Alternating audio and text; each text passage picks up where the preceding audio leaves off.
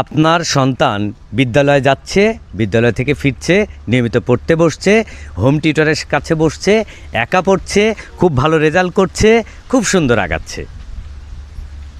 কিন্তু আপনার সন্তানের সুশিক্ষা হচ্ছে কিনা, উপযুক্ত শিক্ষা হচ্ছে কিনা, এ নিয়ে আপনি ভাবছেন কি? অনেক বিস্তর কথা বলা যেতে পারে। আমি আপনাদের ছোট্ট একটু কনভারসেশন শোনাবো, চলেন। আসসালামু আলাইকুম। ঈদের ছুটিতে আমরা গ্রামে আছি। একটা সৌভাগ্য হলো আমার সাথে আজকে দুজন শিক্ষার্থী উপস্থিত। ওর নাম আবির। তোমার পুরো নামটা কি? মোহাম্মদ শাহরিয়ার আবির। শাহরিয়ার আবির আমার ভাইয়ের ছেলে। আর ওর নাম, তোমার নামটা বলো। মোহাম্মদ সাইম খান বিত্ত। বিত্ত। বিত্ত আমার বোনের ছেলে। তো এক পাশে বোনের ছেলে, আরেক পাশে ভাইয়ের ছেলেকে নিয়ে দাঁড়ালাম। সে অষ্টম শ্রেণীতে পড়ে আর সে নবম শ্রেণীতে পড়ে। তো অষ্টম শ্রেণী নবম শ্রেণী পড়ালেখার ক্ষেত্রে যথেষ্ট গুরুত্বপূর্ণ স্টেজ। তো আমি ওদের সাথে পড়ালেখা নিয়ে একটু কথা বলতে চাই। ক্লাসের বইপত্র ছাড়া তুমি আর কোনো বইপত্র পড়ো বাবা? জি, আমরা পড়ে থাকি ওই যে ইংলিশ গ্রামার বইয়ের সাথে যে আরেকটা বই, যেটা ক্লাসে এসে শিক্ষকের সাথে কথা বলে একজন দিয়ে গেছে, ওইটা ইংলিশ ওই সেন্টেন্স এগুলো ভালো করার জন্য। বিষয়টা খেয়াল করেন। তার মানে পুশ করা একটা বই বিক্রি করার যে সিন্ডিকেট থাকে, গাইড বই বিক্রি করার যেসব সিন্ডিকেট থাকে, টিচারদের মাধ্যমে ক্লাসে সেগুলো ছড়িয়ে পড়ে। সেরকম একটা বইয়ের কথা আমরা শুনলাম। তো তুমি কি ক্লাসের বইপত্রের বাইরে আর কিছু পড়ো? না, আমি ক্লাসের বাইরে বইপত্র আর কিছু পড়ি না। আমার যা গুরুত্বপূর্ণ বইগুলো আছে আমি সেগুলোই পড়ার চেষ্টা করি, সেই অধ্যায়গুলো, সেই টপিকসগুলো। আচ্ছা, এটা ভালো, ক্লাসের পড়াশোনা করতে হবে, এটা গুরুত্ব আছে, যত্ন করে পড়তে হবে।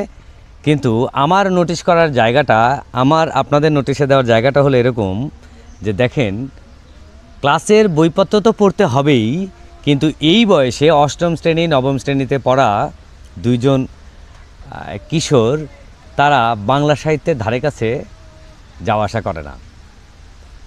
আমি তাদের জিজ্ঞেস করতে যাব যে শিক্ষকরা ক্লাসে তোমাদের কোনো কিশোর উপন্যাস, কোনো কবিতার বই এগুলো কখনো পড়ার কথা বলেছে?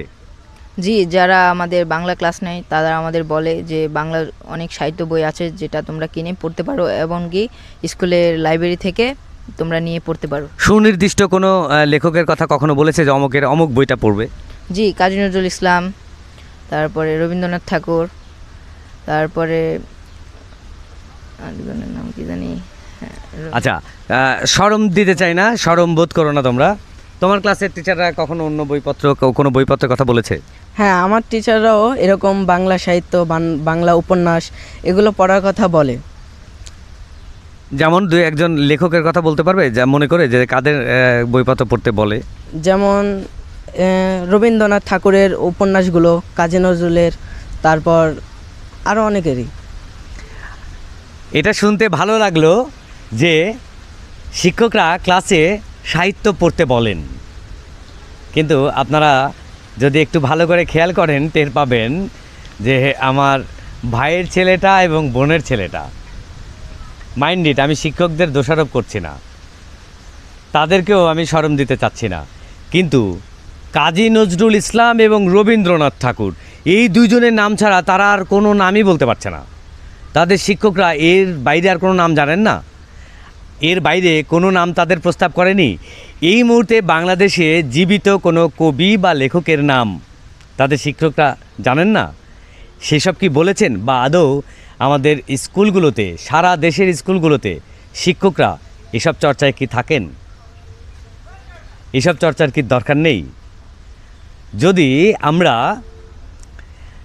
বাংলা সাহিত্যের এই বিস্তৃত অঙ্গনে একটুও বিচরণ না করি, আমাদের ভাষা শিক্ষা, আমাদের নীতি নৈতিকতা শিক্ষা, আমাদের চিন্তাটাকে আরও বড় করার শিক্ষা, এইসবের দিকে আমরা কিভাবে যেতে পারি? আমাদের লেখাপড়া করে A+ পাওয়া, ভালো রেজাল্ট করা, ব্যাপক জনগোষ্ঠী সৃষ্টি হচ্ছে, কিন্তু আমরা কর্মক্ষেত্রে গিয়ে এই রকম অভিযোগ নিয়মিত শুনে আসছি বছরের পর বছর যে আমাদের লেখাপড়া করা ছেলেমেয়েরা ঠিকঠাক শিক্ষিত হয়ে আসেনি, তারা কর্মক্ষেত্রে গিয়ে ফেল করে। যে কারণেই বাস্তবতা হলো দেশে এখনও মাস্টার্স পাশ করে শুরুতেই 12,000 টাকা বেতনের চাকরি দিয়ে জীবন শুরু করতে হয়। কোনো কনক্লুশনে আমি যাব না। আমার ভাইয়ের ছেলে এবং বোনের ছেলেদের এই ঈদটা আমি মাটি করতেও চাই না, তারা যেন মন খারাপ না করে আমি তাদের অনুরোধ করব। কিন্তু আমি একটা বাস্তবতা আপনাদের সামনে হাজির করার চেষ্টা করলাম, আমার কোনো কনক্লুশন নাই। ধন্যবাদ।